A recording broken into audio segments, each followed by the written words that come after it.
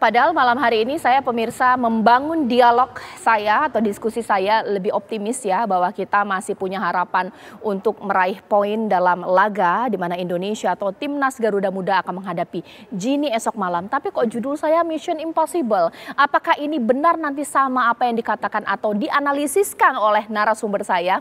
Langsung sajalah saya tanyakan kepada narasumber saya di sini.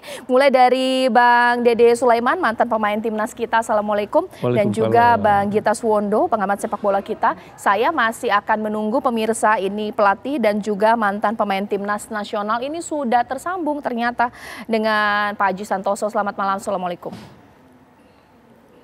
Selamat malam, Waalaikumsalam. Selamat malam Bang Dede, senior saya, Bang Wondo. Ya. Selamat malam Mas Haji. Ya, Mas saya Haji. mau ke Mas Haji. Ya, ya, saya mau ke Mas Haji terlebih dahulu. Ya. Salahkah TV One atau apa kabar Indonesia malam hari ini memberikan judul Mission Impossible Garuda Muda? Karena Gini tidak bisa kita pandang enteng secara peringkat kemampuan pemain. Boleh dijelaskan?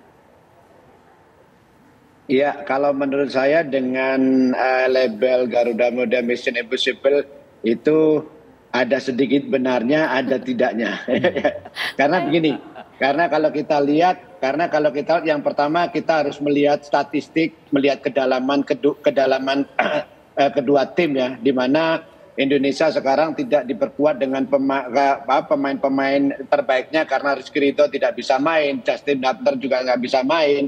Itu tentunya sedikit mereduce kekuatan di lini belakang. Yang berikutnya, Gini ini biarpun berasal dari negara kecil, negara yang tidak begitu besar, negara Gini ini bagian barat dari Afrika, tetapi tidak bisa dipandang remeh. Yang pertama, kita melihat bahwa pemain-pemain Gini ini membawa pemain 19 sampai 20 pemain, yang mana 16 pemain ini bermain di Eropa.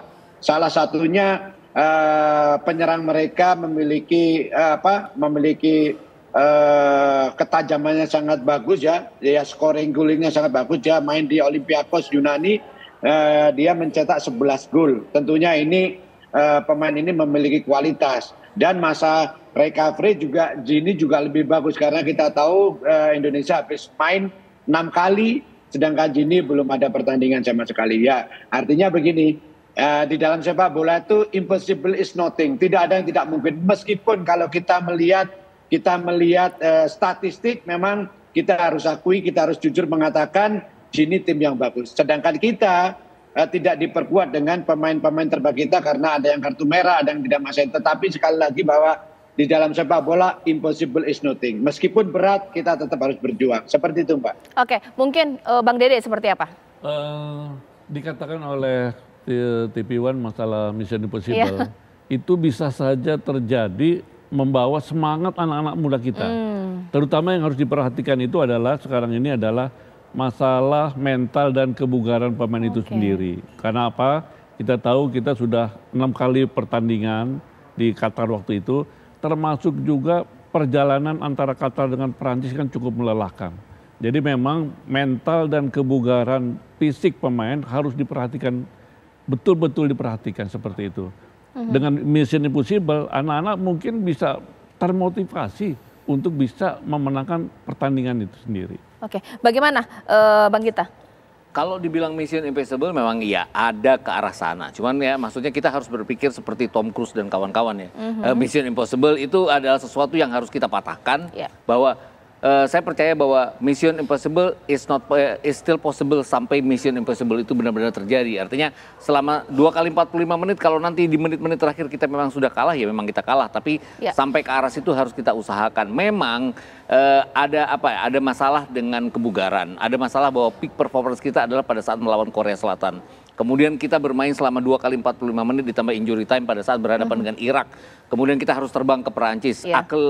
Aklimatisasi juga menjadi hal yang penting karena pemain-pemain Gini ini kan sudah biasa bermain di sana. Mereka banyak yang bermain di Liga Perancis sendiri. Kemudian bahkan mereka bisa memakai pelatih senior mereka untuk menangani tim junior ini. Dan harus diingat bahwa di kualifikasi kejuaraan Piala Afrika Under-23, mereka itu hanya kalah tipis dari Maroko yang sudah lolos ke Olimpiade, kalah tipis di semifinal dari Mesir, dan kalah adu penalti dari Mali yang tiga-tiganya lolos ke Olimpiade.